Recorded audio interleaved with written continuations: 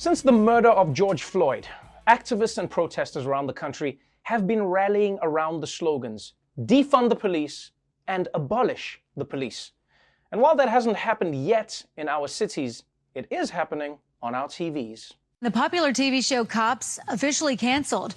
The Paramount Network made the announcement today, just 4 days after the show was pulled from the schedule. This comes amid nationwide protests against police brutality and calls for police reform. The series has been on since 1989 and faced backlash for its depiction of law enforcement. Okay, I think when people were asking for Cops to be canceled, this was not what they had in mind. You know what this is like? This is like when you make a wish with a genie, but you aren't specific enough. I wish I was in the NBA. No, not as a ref. LeBron, that's a travel. And you know, if you ask me, I can't even believe that Cops lasted this long. I mean, this was always such a weird show. Who comes home from a long day at work and is like, I want to unwind, let me watch some broke, shirtless guys get their lives destroyed. It's the only way I can get some sleep. And although this might seem like a frivolous thing, like removing Cops from TV, I'll be honest, I think this is a move in the right direction. Because people take for granted how our perceptions of the police are shaped by the shows that we watch on TV. So when we hear about police brutality, a lot of people are like, well, that can't be right. I grew up watching shows like Miami Vice and Starsky and Hutch and Hawaii Five-0 and all the cops, they never did anything wrong. In fact, if you think about it, even when we used to watch cop shows about a policeman violating somebody's rights or, beating them up to get a confession, what would we think as kids? We wouldn't judge that cop. Because of how the story was told, we'd be like, this cop is trying to do his job, but the Constitution is holding him back. So, no more Cops.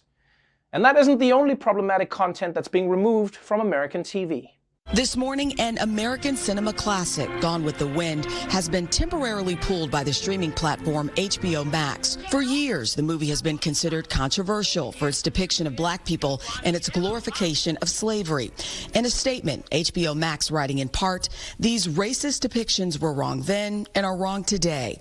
And keeping this title up without an explanation and a denouncement of those depictions would be irresponsible, adding the film will return with a discussion of its historical context and a denouncement of those very depictions. Man, this is a big move from HBO. They know that millions of people love Gone with the Wind.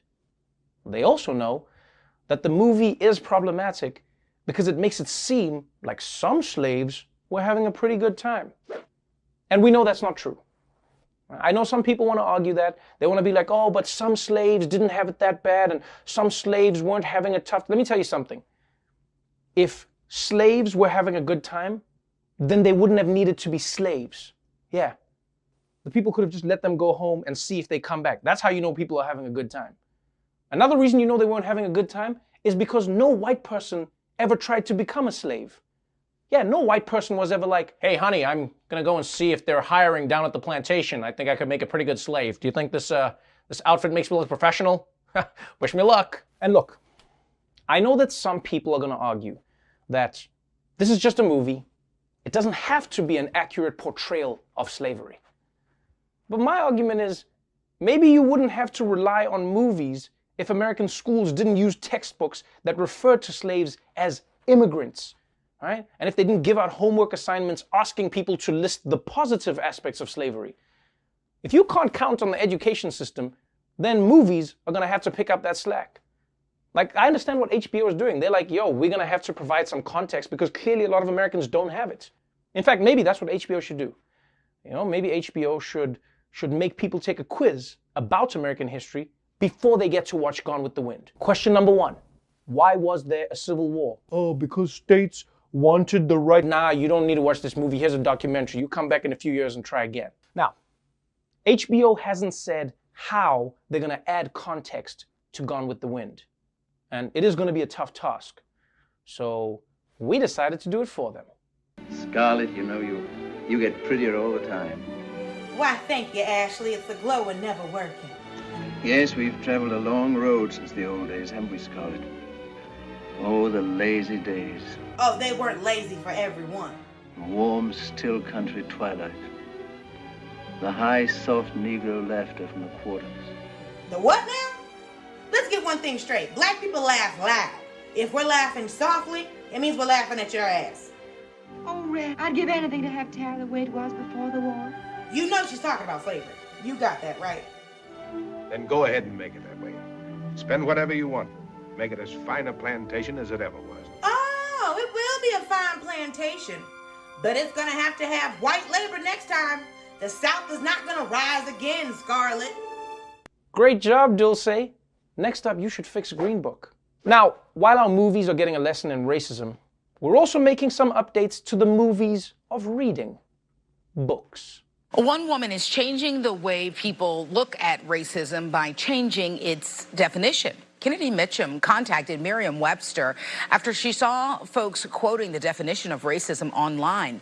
Mitchum says the definition should include that there is a systemic oppression upon a group of people. It is not simply just dislike of someone because of the color of their skin or ethnicity. The editor of Merriam-Webster agreed and said a revision to the entry of racism is being drafted. Whew.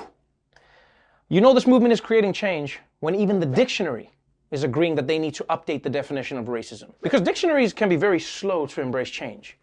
I mean, most of these words have had the same definition since I was in preschool. And you know, it really does say something about how powerful this movement is.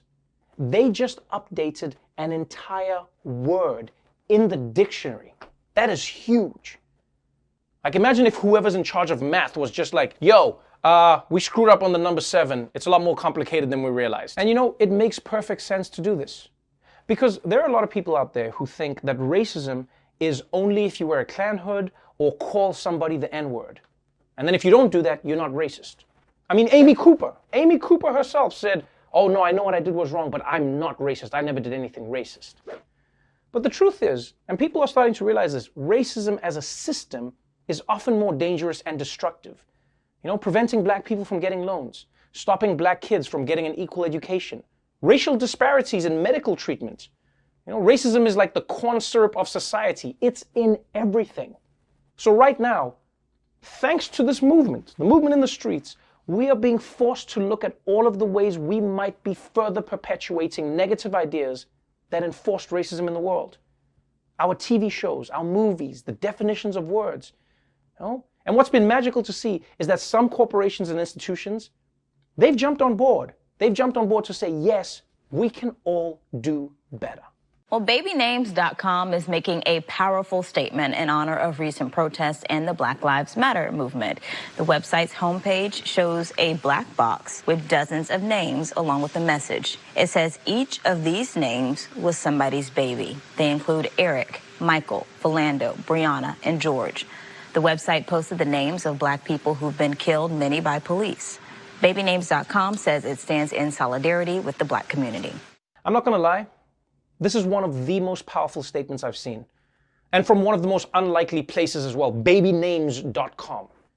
Like, because you don't think they would have any way of participating in a conversation about race and racism. But they've shown that if you want to be a part of moving society forward, you can find a way. In fact, what they did gave me an idea. All you white people right now watching the show saying that you're allies, why don't you start naming your kids black names that have historically limited black people from getting jobs, huh? You should name your white son Kwame. You should name your white daughter Makeba, yes. And then that way, when corporations are looking through job applications, they won't know who's black, they won't know who's white. And I'm being serious about this, white people. The only way to be an ally is to give your kids a black-sounding name. Now, I'm just joking. There's other ways to be an ally, but you should have seen your face. You should have seen, you were terrified. Yeah, because I'm just playing. Like, you can be an ally in so many different ways. For now, you can keep giving your kids normal white people names like Polo and Daenerys.